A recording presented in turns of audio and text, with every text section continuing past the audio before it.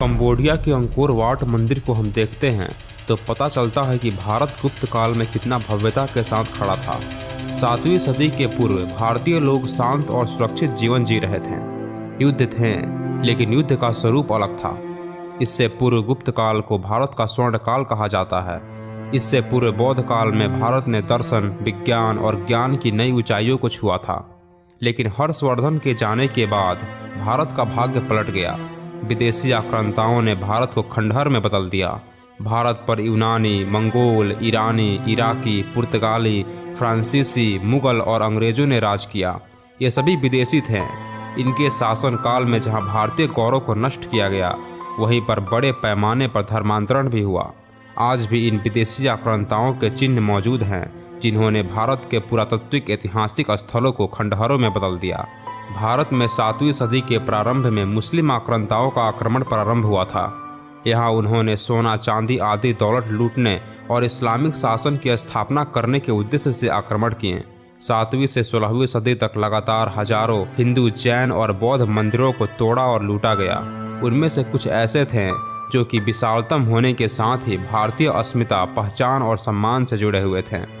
आज की इस वीडियो में मैं आपको भारत के ऐसे 5 मंदिरों के बारे में बताऊंगा जिन्हें मुस्लिम आक्रांताओं ने खंडहरों में बदल दिया। काशी विश्वनाथ मंदिर, वाराणसी, उत्तर प्रदेश। भगवान शिव के 12 ज्योतिर्लिंगों में प्रमुख काशी विश्वनाथ मंदिर अनादिकाल से काशी में है। इसका उल्लेख महाभारत और उपनिषद में भी किया गया है। 11वीं ईसा पूर्व राजा हरिश्चंद्र ने जिस विश्वनाथ मंदिर का जीर्णोद्धार करवाया था, उसका सम्राट विक्रमादित्य ने पुनः जीर्णोद्धार करवाया। इस मंदिर को 1194 में मोहम्मद गौरी ने लूटने के बाद तुड़वा दिया था। इसे फिर से बनवाया गया, लेकिन इसके बाद फिर इसे 1447 में जैनपुर के सुल्तान मोहम्मद शाह द्वारा तोड़ दिया गया। उसके बाद सन 1585 ईस्वी में राजा तोडरमल की सहायता से पंडित नारायण भट्ट द्वारा इस स्थान पर फिर से एक भव्य मंदिर का निर्माण किया गया।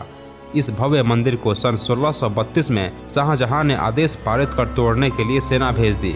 सेना हिंदुओं के प्रबल प्रतिरोध के कारण विश्वनाथ मंदिर के केंद्रीय मंदिर को तोड़ नहीं सकी, लेकिन काशी के बाकी 63 मंदिरों को तोड़ दिया गया।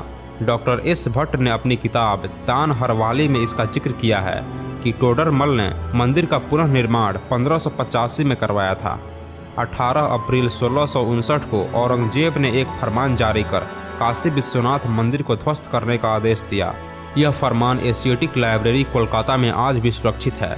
औरंगजेब के आदेश पर यहां मंदिर को तोड़कर एक ज्ञानवापी मस्जिद बनवाई गई।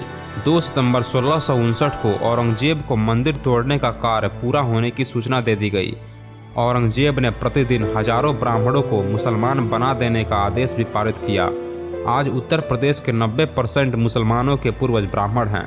सन 1752 से लेकर 1780 के बीच मराठा सरदार दत्ताजी सिंधिया और मलबहार होलकर ने मंदिर मुक्ति के प्रयास किए। 7 अगस्त 1770 ईस्वी में महादजी सिंधिया ने दिल्ली के बादशाह शाह आलम से मंदिर तोड़ने की क्षतिपूर्ति वसूल करने का आदेश जारी कर लिया, लेकिन तब तक काशी पर ईस्ट इंडिया कंपनी का राज हो गया था, इसलिए एक बार फिर मंदिर नहीं बनाया जा सका। 1777 से 1780 में इंदौर की महारानी अहिल्याबाई होलकर द्वारा इस मंदिर का जीर्णोद्धार करवाया गया था। अहिल्याबाई होलकर ने इसी परिसर में विश्वनाथ मंदिर बनवाया, जिस पर पंजाब के महाराज रणजीत सिंह ने सोने का छत्र बनवाया। ग्वालियर की महारानी बौजाबाई ने ज्ञानवापी का मंडप बनवाया और महाराज नेपाल ने वहां विशाल नंदी प्रतिमा स्थापित करवाई। सन 1809 में काशी के हिंदुओं ने जबरन बनवाई गई मंदिर पर कब्जा कर लिया था, लेकिन यह संपूर्ण क्षेत्र ज्ञानवापी मंडप का क्षेत्र है, जिसे आजकल ज्ञानवापी मस्जिद कहा जाता है। 30 दिसंबर 1810 को बनारस के तत्काल जिला दंडाधिकारी मिस्टर वाटसन ने वाइस प्रेसिडेंट इन काउंसिल को एक पत्र लिखकर ज्ञानवापी परिसर हिंदुओं को हमेशा के लिए सौंपने को कहा था, लेकिन यह कभी संभव नहीं हो पाया। इतिहास की किताबों में 11 से 15वीं सदी के कालखंड में मंदिरों का जिक्र और उसके विध्वंस की बातें सामने आती हैं। मोहम्मद तुगलक के समकालीन लेखक जिन प्रभ सूरी ने किताब विविध कल्प तीर्थ में लिखा है कि बाबा विश्वनाथ को देव क्षेत्र कहा जाता था। लेखक फयूरर ने भी लिखा है कि फिरोज शाह तुगलक के समय कुछ मंदिर मस्जिद में तब्दील हुए थे। आज भी पुराने विश्वनाथ मंदिर के सामने ज्ञानवापी मस्जिद मौजूद है और मुसलमान उसमें नियमित नमाज अदा करते हैं। जबकि आज भी ज्ञानवापी मस्जिद की दीवारों पर हिंदू देवी देवताओं की मूर्तियां अंकित हैं। ज्ञानवापी मस्जिद की दीवारों में ही श्रृंगार गौरी की पूजा हिंदू लोग वर्ष में एक बार करने जाते हैं और मंदिर के ठीक सामने भगवान विश्वनाथ की नंदी विराजमान है। सोमनाथ मंदिर, गुजरात।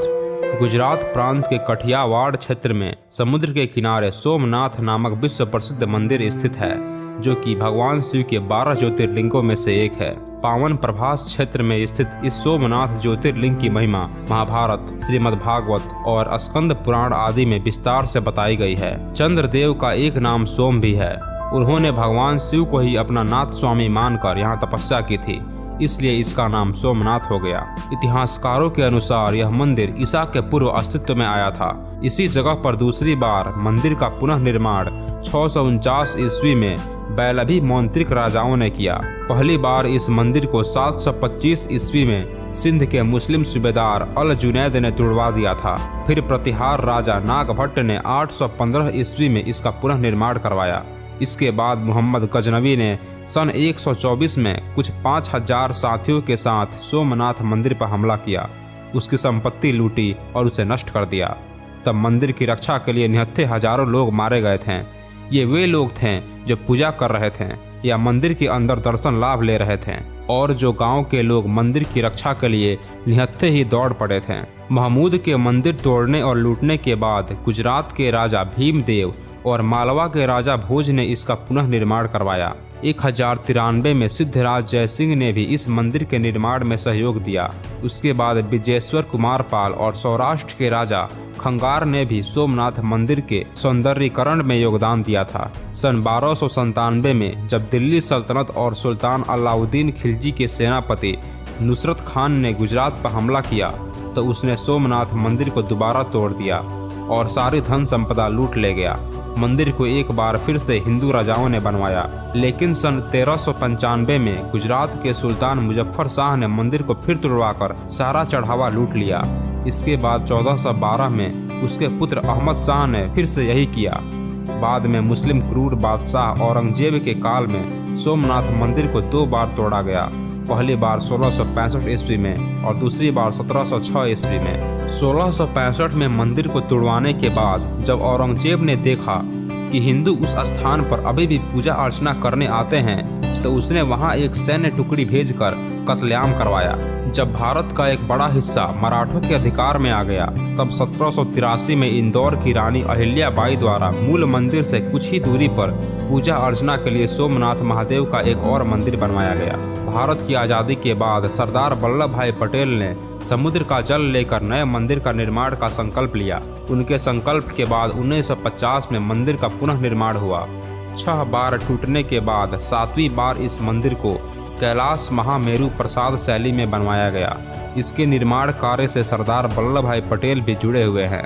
इस समय जो मंदिर है उसे भारत के गृह मंत्री सरदार वल्लभ भाई पटेल ने बनवाया है और 1 दिसंबर 1995 को भारत के राष्ट्रपति शंकर दयाल शर्मा ने इसे राष्ट्र को समर्पित किया। राम जन्मभूमि अयोध्या, उत्तर प्रदेश। भगवान राम की पवित्र नगरी अयोध्या हिंदुओं के लिए बहुत ही महत्वपूर्ण है। यहाँ पर भगवान राम का जन्म हुआ था। यह राम जन्मभूमि है। राम एक ऐतिहासिक महापुरुष थे और इसका पर्याप्त प्रमाण है। आधुनिक शोधकर्ताओं के अनुसार भगवान राम का जन्म 5114 ईसा पूर्व में हुआ था।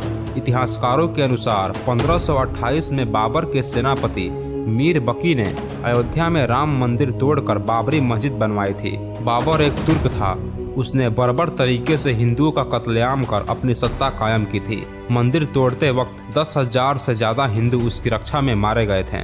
यह विवाद 1949 का नहीं है, जबकि बाबरी ढांचे के गुंबद तले कुछ लोगों ने मूर्ति स्थापित कर दी थी। यह विवाद तब का भी नहीं है जब भारी भीड़ ने विवादित ढांचा को ध्वस्त कर दिया था, बल्कि यह विवाद 1528 ईस्वी का है, जब एक मंदिर को तोड़कर बाबरी ढांचे का निर्माण करवाया गया। दूसरे शब्दों में विवाद का मूल 1528 की घटना है, जबकि 10,000 से ज्यादा हिंदू शहीद हो गए थे। 1949 और 1952 की घटनाएं 1528 के बाद घटी 2 महत्वपूर्ण घटनाएं हैं, क्योंकि विवाद अभी खत्म नहीं हुआ है और कोर्ट को फैसला करना है कि यहाँ मंदिर बनेगा या मस्जिद। मारतंड सूर्य मंदिर, अनंतनाग, कश्मीर। भारत के 2 सूर्य मंदिरों में मार्तंड सूर्य मंदिर के बारे में लोगों को अधिक जानकारी नहीं है। पहला मंदिर ओडिशा के कोणार्क में है, वहीं दूसरा मार्तंड मंदिर कश्मीर में है। मार्तंड मंदिर कश्मीर के दक्षिणी भाग में अनंतनाग से पहलगाम के रास्ते मार्तंड नामक स्थान पर है, जिसका वर्तमान नाम मटन है। यह मंदिर एक पठार के शिखर पर बना है। कश्मीर घाटी में लगभग 8वीं शताब्दी में बने ऐतिहासिक और विशालकाय मार्तंड सूर्य मंदिर को मुस्लिम शासक सिकंदर बुत्सिकन ने तुड़वाया था। पुरातत्व सर्वेक्षण विभाग के अनुसार इस मंदिर को कोरकाटा समुदाय के राजा ललित आदित्य मुक्तिपाड़ा ने 725 से 761 ईस्वी के दौरान बनवाया था। यह कश्मीर के पुराने हिंदू मंदिरों में शुमार होता है। मुस्लिम इतिहासकार हसन ने अपनी पुस्तक हिस्ट्री ऑफ कश्मीर में कश्मीरी जनता का धर्मांतरण किए जाने का जिक्र कुछ इस तरह किया है। सुल्तान बुत्सिकन ने पंडितों को सबसे ज्यादा दबाया। उसने 3 खिरबार यानी 7 मन जनेऊ को इकट्ठा किया था, जिसका मतलब है कि इतने पंडितों ने धर्मांतरण कर लिया। हजरत अमीर कबीर ने ये सब अपनी आंखों से देखा। उसने मंदिर नष्ट किया और बेरहमी से कत्लेआम किया। आज भी मार्तंड सूर्य मंदिर का प्रांगण बृहद है। इसके चारों ओर लगभग 84 प्रकोष्ठों के अवशेष हैं। मंदिर के स्तंभों और द्वार मंडपों की वस्तु शैली रोम की डोरिक शैली से थोड़ी थोड़ी मिलती है। चारों ओर हिम आच्छादित पहाड़ों से घिरे इस मंदिर का निर्माण में वर्गाकार चूना पत्थर का इस्तेमाल किया गया था। पश्चिम की ओर मुड़े होने के कारण हिंदू धर्म ग्रंथों में इसका विशेष महत्व मिला है। मार्तंड सूर्य मंदिर को कश्मीरी वस्तु शैली का अनुपम और एकमात्र उदाहरण माना जाता है। ऐसा कहा जाता है कि इस मंदिर से पूरी कश्मीर घाटी को देखा जा सकता है। अब यहाँ मंदिर के केवल अवशेष बचे हैं, जो अपने एकाकीपन में अपने विध्वंस की कहानी बयान करते हैं। रुद्र महालय, पाटन, गुजरात के पाटन जिले के सिद्धपुर में रुद्र महालय स्थित है। सरस्वती नदी के किनारे सिद्धपुर का एक प्राचीन नगर है। इस मंदिर को 943 ईस्वी में मूलराज सोलंकी ने बनवाना प्रारंभ किया था। 1140 ईस्वी में सिद्धराज जयसिंह के काल में इसका निर्माण कार्य पूर्ण हुआ। 1410 से 1444 के दौरान अलाउद्दीन खिलजी ने इसका कई बार विध्वंस करवाया और उसके बाद अहमद शाह ने इसे खंडहर में बदल दिया। अनेकों आतताई आक्रमणकारी लुटेरे बादशाहों ने 3 बार इसे तोड़ा और लूटा। इसके बाद एक भाग में मस्जिद बना दी गई। इसके एक भाग को आदिलगंज का रूप दिया गया। इस बारे में वहां फारसी और देवनागरी में शिलालेख हैं। वर्तमान में रुद्र महल के पूर्व भाग में तोरण द्वार, 4 शिव मंदिर और ध्वस्त सूर्य कुंड हैं। अब यह मंदिर पुरातत्व विभाग के अधीन है। ये थे भारत के 5 ऐसे हिंदू मंदिर जिन्हें मुस्लिम आक्रांताओं द्वारा तोड़ दिया गया और मंदिर की जगह मस्जिद बना दी गई। ऐसे और भी अनेकों ऐतिहासिक मंदिर होंगे जिन्हें विदेशी आक्रमणकारियों द्वारा तोड़ा गया होगा और उनके निशान तक मिटा दिए गए होंगे। ये मंदिर कभी इतिहास थे और अब केवल कहानियां बन गए हैं। भले ही भारत पर अनेकों विदेशी आक्रमण हुए और इसे नष्ट करने का प्रयास किया गया, लेकिन भारतीय धर्म और संस्कृति की जड़ें इतनी गहरी और मजबूत हैं कि आज तक इसका कोई बाल बांका भी नहीं कर सका। आप इस बारे में क्या सोचते हैं? अपने विचार हमें कमेंट करके बताएं। अगर वीडियो में दिखाई गई जानकारी अच्छी लगी हो तो इस वीडियो को लाइक करें और अपने दोस्तों के साथ शेयर करें और ऐसे ही वीडियोज़ देखने के लिए इस चैनल को सब्सक्राइब कर लें। धन्यवाद।